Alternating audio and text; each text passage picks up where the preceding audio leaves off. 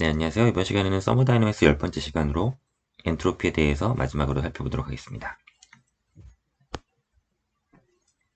리버서블 스테디 플로우 웍에 대해서 볼 거고, 오픈 시스템에 대해서 한번 살펴보면, 우리가 리버서블 하니까 미소한 열량과 일의 출입이 있을 거고, 오픈 시스템이니까 내부 에너지가 아니고 이때는 엔탈피가 이렇게 우변에 오게 되겠고, 카이네틱 에너지, 포텐셜 에너지가 이렇게 있습니다.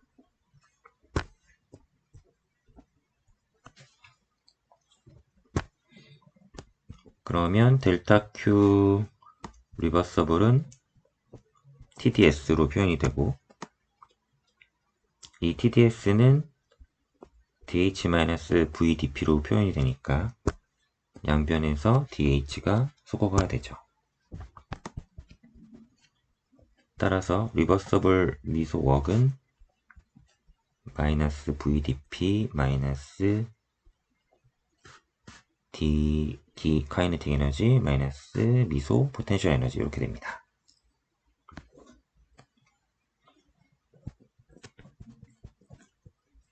뭐 대부분의 상황이 그렇지만 만약에 카이네틱 에너지하고 포텐셜 에너지의 증분을 우리가 무시할 수 있다면 우리가 리버서블 웍은 이 텀으로만 표현을 할 수가 있는 거죠. 네, 이게 지금 오픈 시스템에서의 리버서블 웍이 됩니다. 이거랑 비교를 해볼 수 있는 거는 우리가 클로즈드 시스템에서 웍은 좀 형태가 달랐죠. 이때는 PDV를 적분한 형태가 됐었잖아요. 이 두 개를 잘 비교를 해서 적절하게 사용을 해야 됩니다. 그리고 또 하나는 만약에 인컴프레서블 하다면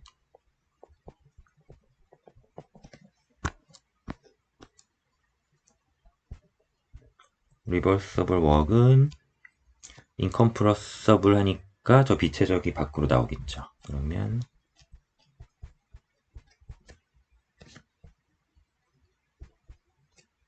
카이네틱 에너지랑 포텐셜 에너지 살아있다고 하고 이렇게 만약에 되면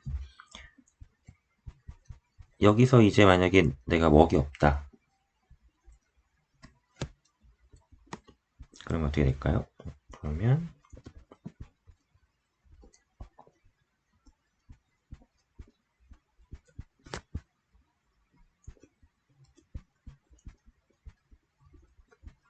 이러한 식이 성립을 하죠. 이 식이 베르누이 이퀘이션이 됩니다. 웍이 없을 때 저 양들이 이제 보존이 되니까요. 네, 그래서 여기서 중요한 거는 지금 오픈 시스템의 웍이 이렇게 표현이 되더라. 이게 중요한 거죠.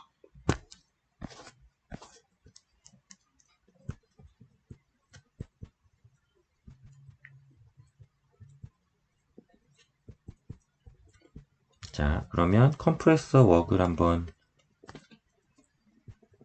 최소화시키는 법을 보겠습니다. 리버서블 웍인데 우리가 들어오는 방향, 컴프레서는 일이 들어가야 되니까 인이라고 명시를 해주면 저 마이너스 부호는 이제 필요가 없죠. 이렇게 되고요.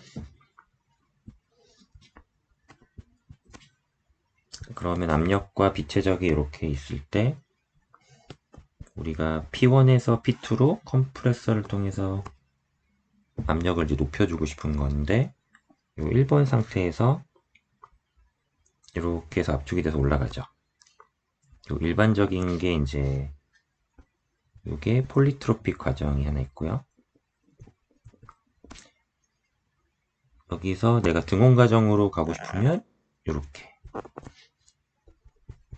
아이소서멀 과정으로 압축을 할 수도 있고 내가 등 엔트로피 과정으로 아이센트로픽 과정으로 압축을 할 수도 있겠죠.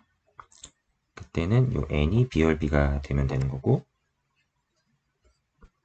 그래서 아이센트로픽은 PV의 K승, BRB 하면 PV K승이 컨스탄트 할 때, 그 다음에 폴리트로픽은 PVN이 컨스탄트 하다는 일반식, 아이소서멀은 PV가 일정하죠. 그러면 컴프 2는 이거 유도를 해보시면 되는데, 최종적으로 이렇게 표현이 됩니다.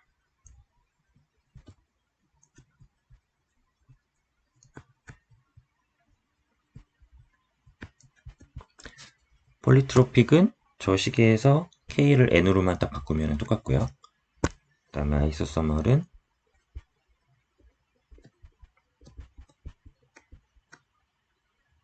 N이 1이니까 이렇게 자연록으로 표현이 되죠.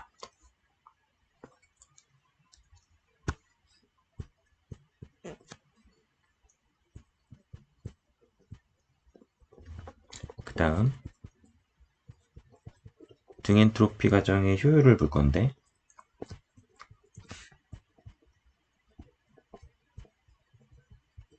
스테디 플로우 디바이스에서 등엔트로피 과정의 효율을 한번 보겠습니다. 먼저 터빈의 경우에는 어떻게 되냐면, 여기가 엔탈피고 여기가 엔트로피면 1번 스테이트에서 2번 스테이트로 갈 때 등 엔트로피 과정이면 이렇게 수직으로 내려가죠. 이렇게 등 엔트로피 과정을 밟고요. 그런데 실제로는 이게 경로가 이렇게 휘게 되죠. 그래서 여기 떨어집니다.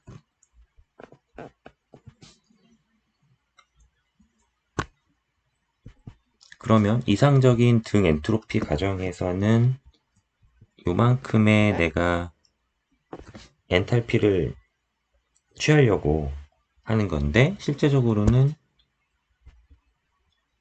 요만큼밖에 안 되는 거죠. 그래서 터빈의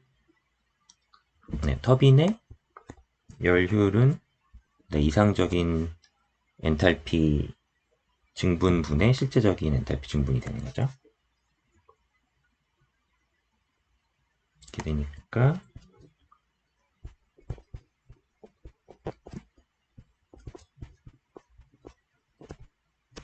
이렇게 되는 겁니다. 그래서 터빈에서 내가 열량을 이제 열을 1로 바꾸는데, 실제적인 이상적으로 등 엔트로피 과정을 따라가지 않고 경로가 이제 휘기 때문에 저렇게 효율이 100%가 안 되는 거죠.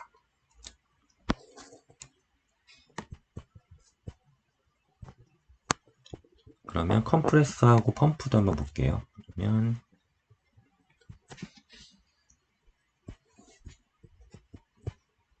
역시나 엔탈피하고 엔트로피가 이렇게 있으면 요번에는 압축을 해야 되니까 1번에서 이렇게 올라가면 되는데,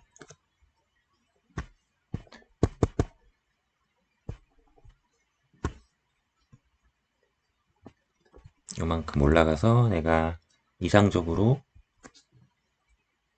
가고 싶지만 실제로는 경로가 휘어서 이번엔 더 가죠. 그러니까 일을 더 많이 해줘야 되는 거죠. 그러면 내가 요만큼을 가야 되는데 실제로는 엔탈피 변화가 저기까지 가야 되더라. 그러면 컴포 입장에서는 내가 원래는 웍을 조금만 주면 될 줄 알았는데 더 많이 줘야 되니까 저게 이제 손실이 되는 거니까 효율이 100%가 또 안 되죠.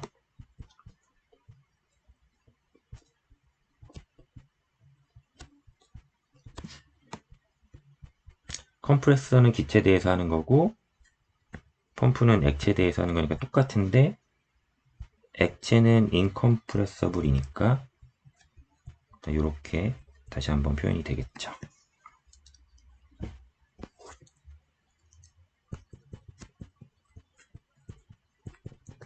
그 다음 노즐입니다. 노즐은 우리가 효율을 어떻게 나타내냐면 아이센트로픽 카이네틱 에너지 노즐 출구에서 아이센트로픽한 카이네틱 에너지분의 액추얼한 값으로 효율을 나타내면 되는데 거기에 운동 에너지니까 속도의 제곱에 비례하겠죠. 그리고 노즐에서 에너지 밸런스를 보면 이 엔탈피가 여기서 이제 운동 에너지가 튀어나오면서 줄어들게 되잖아요. 그러면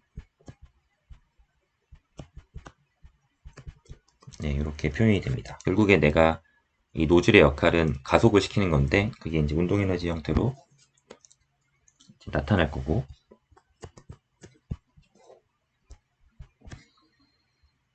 그러면 저기가 엔탈피가 줄어들면서 저 속도 텀이 이제 붙는 거죠. 그러면 여기 1번에서 이렇게 떨어져야 되죠. 하지만 실제로는 이렇게 또 경로가 휘고 덜 떨어지고요. 그럼 이렇게 풀로 떨어진 게 2분의 vs 스퀘어면 이렇게 덜 떨어지고 휘어서 떨어지면 실제 액추얼한 값이 이렇게 됩니다. 그래서 노즐은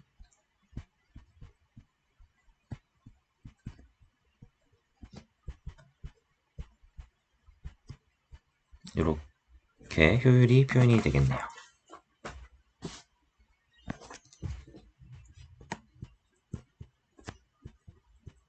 자, 이제 우리가 엔트로피라는 개념을 완벽하게 알았으니까 에너지 밸런스처럼 엔트로피 밸런스도 한번 따져봐야겠죠. 그러면 들어온 거 더해주고 나간 거 빼주고 엔트로피는 특이하게 제너레이션이 또 될 수 있으니까 더해주면 이게 시스템의 엔트로피 변화가 되는 겁니다. 요거는 당연히 S 파이널에서 S 이니셜을 빼준 게 되겠죠. S2 빼기 S1 이렇게 표현이 되고요. 그럼 여기 보시면 요 부분을 한번 봐야 되는데 우리가 엔트로피 트랜스퍼의 메커니즘을 한번 살펴봐야 됩니다. 엔트로피는 히트 트랜스퍼 과정에서 발생하고 매스 트랜스퍼 과정에서 발생을 하죠.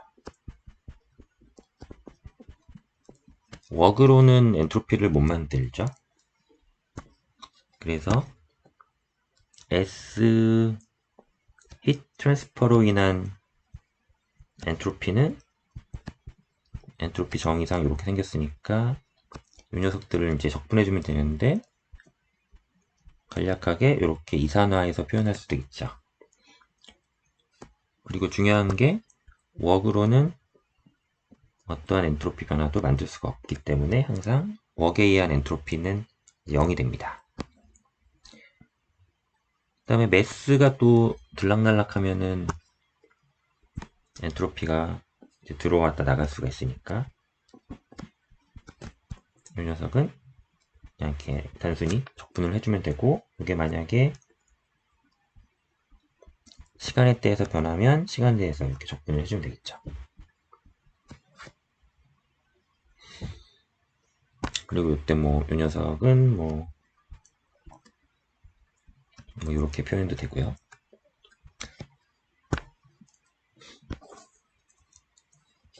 자, 그 다음에 여기 제너레이션이 또 있잖아요. 그러면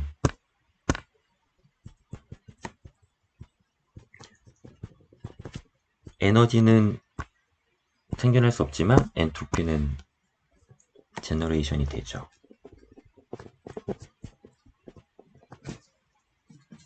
저 제너레이션 텀이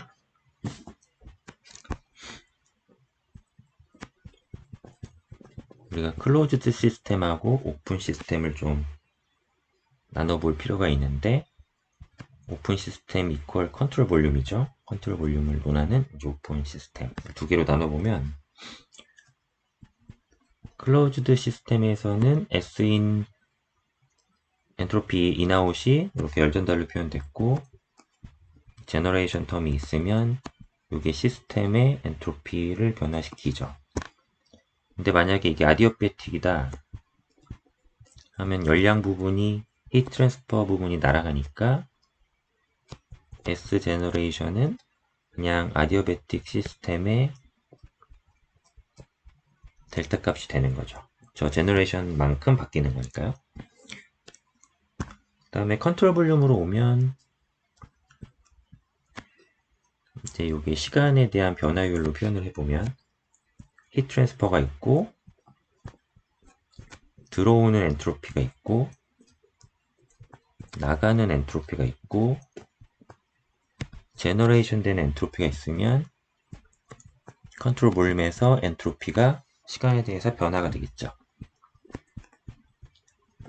그럼 만약에 스테디 플로우라고 하면 시간에 대한 변화율을 다 날릴 수가 있고, 그래서 우변이 날아가고 S 제너레이션의 시간 변화율이 이렇게 텀들을 정리해 보면 이제 이렇게 되는 거죠.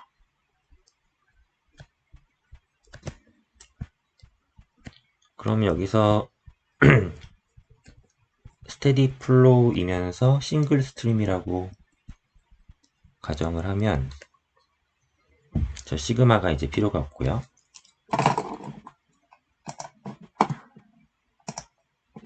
네, 다시 한번 해보겠습니다.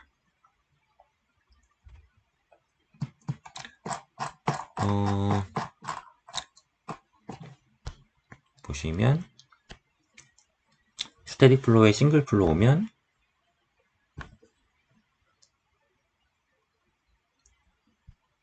S젠의 시간 변화율은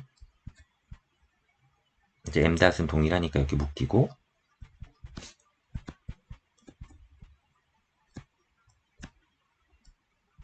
이렇게 되겠죠. 그럼 스테디 플로우의 싱글 스트림에 이번에 아디어배틱까지 들어오면 어떻게 될까요? 그럼 열량 부분이 날아가겠죠.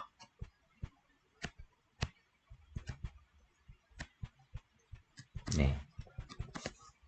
이렇게 해서 이제 앞으로 연력학적으로 맞닥뜨리는 상황마다 이런 조건들이 붙으면 이제 식은 더 간소하게 만들 수가 있고, 일단 오늘부로 해서 요 서모다이나믹스의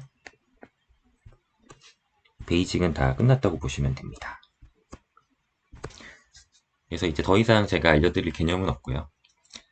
이제 앞으로는 이걸 갖고 다양한 사이클을 보면서 어플리케이션을 공부하면 되겠죠. 그래서 이제는 앞으로 어플리케이션 공부하실 때 앞부분이 요 기본 이론이 흔들리면 사실은 거기서 더 진도를 나가는 게 의미가 없어요. 그래서 계속 앞으로 오셔서 다시 한번 확인을 하고 이런 과정들을 몇 번 거치셔야 될 수도 있고, 아니면 앞부분이 탄탄하게 좀 정립이 되신 분들은 뒤에 어플리케이션 아주 빠르게 치고 나가면서 이렇게 정리를 하실 수가 있을 것 같습니다. 네, 그러면 다음 시간에 이제 어플리케이션을 좀 더 살펴보도록 하고요. 이번 시간은 여기까지 하도록 하겠습니다. 네, 감사합니다.